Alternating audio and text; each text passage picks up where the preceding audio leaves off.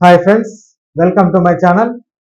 తాను కూడా పవన్ కళ్యాణ్ అభిమానినేనని అయితే కొందరు అభిమానులు తన వ్యాఖ్యలను తప్పుగా అర్థం చేసుకున్నారన్నారు డిప్యూటీ స్పీకర్ రఘురామకృష్ణంరాజు. పవన్ కళ్యాణ్ ఒక బాధ్యత గల డిప్యూటీ సీఎంగా ప్రజాప్రతినిధిగా ఆలోచించి డిఎస్పీపై ఫిర్యాదు చేశారన్నారు.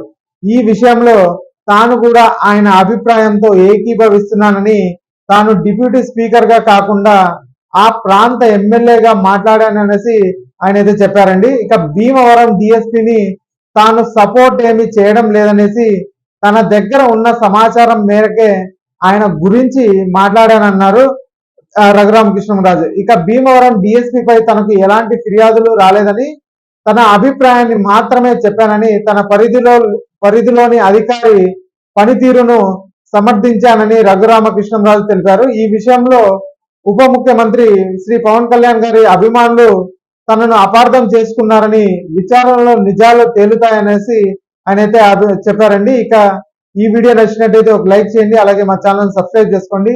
Thanks for watching.